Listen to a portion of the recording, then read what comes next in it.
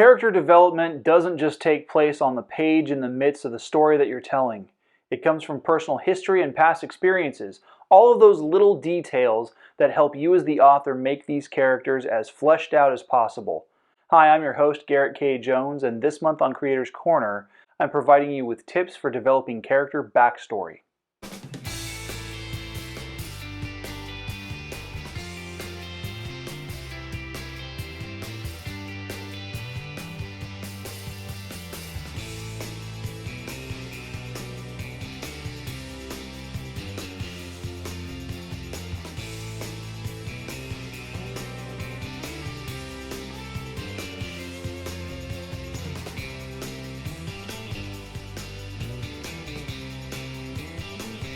Hey, happy Saturday everybody. Today is the official first day of spring, or rather it's the spring equinox, the halfway point between winter and summer where we get the most balanced daytime and nighttime.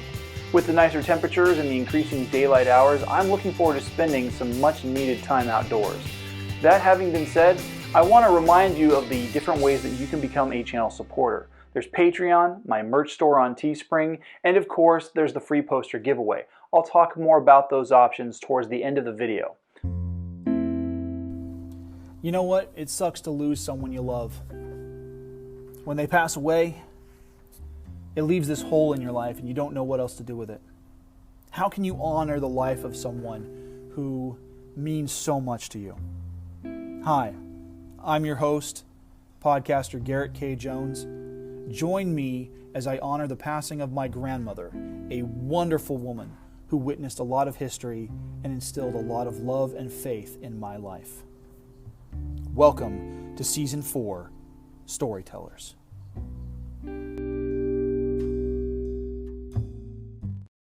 Before going any further with the video, be sure to subscribe and click the bell icon for notifications on new videos. You can select notifications for all videos, or you can select notifications based on your preferences. If you're watching on your phone, be sure to update those settings inside the app itself to get the most out of your viewing experience. So let's get into this.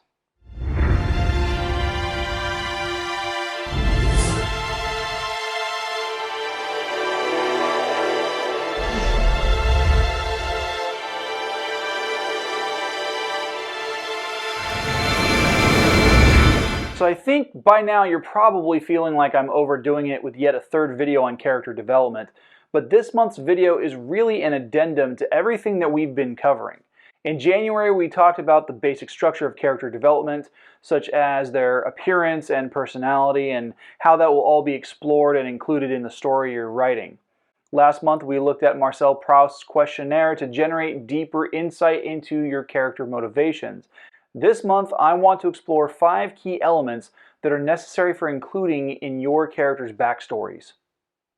For these elements, I'm going to be providing content from one of my favorite characters in my book series. His name is Drak Asar, the vampire progenitor. Now, I introduced Asar earlier this season, and if you want to watch that particular video, I can tag it up here and in the video description. I considered using one of the characters that I was developing for book 5, but seeing as how I want to keep the content of that book a little bit of a secret, I'll use a character that's already been introduced. So the first key element to character backstory that you need to know when you're writing is that you need to know your character's dark moment story. Some of the best characters, heroes and villains, have this in common. For Harry Potter, it's the death of his parents and surviving Voldemort overshadowing everything he does. For a character like Wolverine, it's the fact that he has been used and manipulated as a living biological weapon just because of the nature of his mutant abilities. For my character Asar, it's twofold. He was the celestial being who created dragons, he lived among them, and he even took on a mate and sired a hatchling. He was happy until Menenius came through before the events of Book 1 and slaughtered all of the dragons, making them a super rare and endangered species.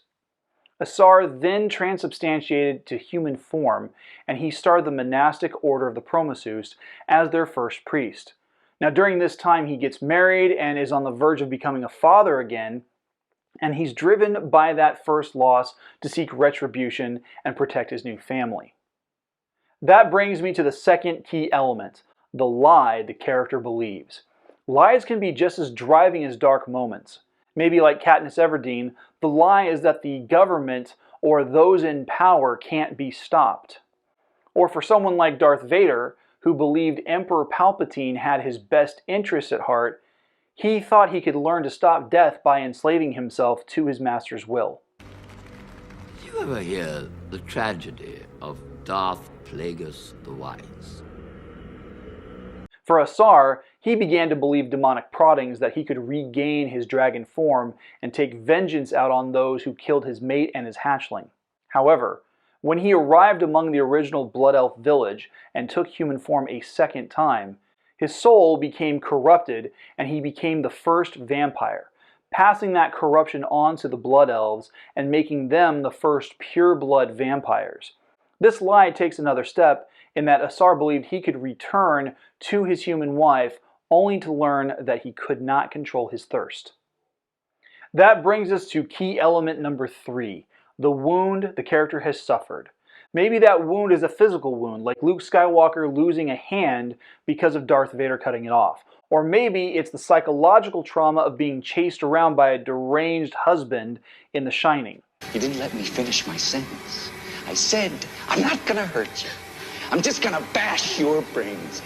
For Asar, the wound he suffers comes at the cost of his own humanity. He's betrayed by that demonic force he believed he could trust, and when he returns to the human life he built for himself, he's a monster.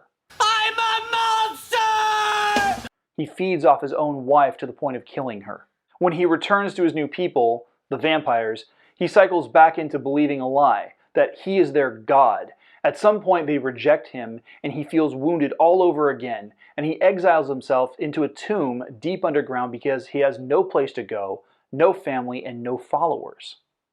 The resulting flaw, the fourth key element that Asar has, is that he continues to not only believe himself to be a god, but that he's better than everyone and everything else in creation.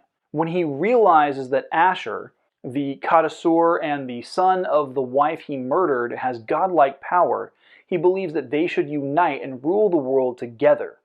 Again, this brings out Asher's rejection, another wound, which perpetuates and nags at Asar's psyche, creating key element 5, his resulting fear.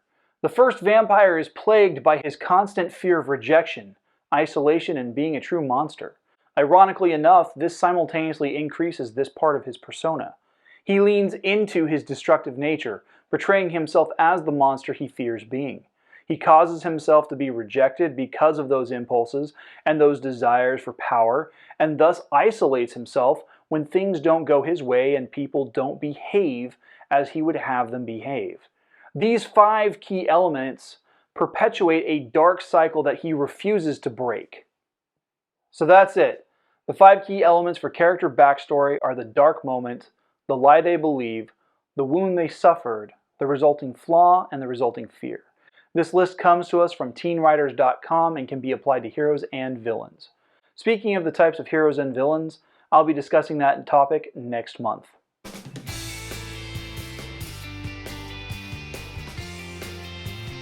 Hey, thanks for watching.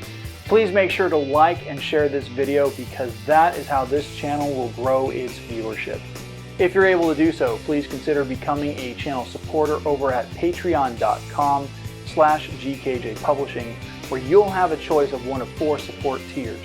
Each tier comes with monthly access to a brand new bloopers reel from when I record my vlogs, sweet tier level perks, and you'll receive recognition in the final video of each month. Check out the merch store at teespring.com/members/GKJ Publishing, where you can find comfy clothing, hats, phone cases, a mug, and posters.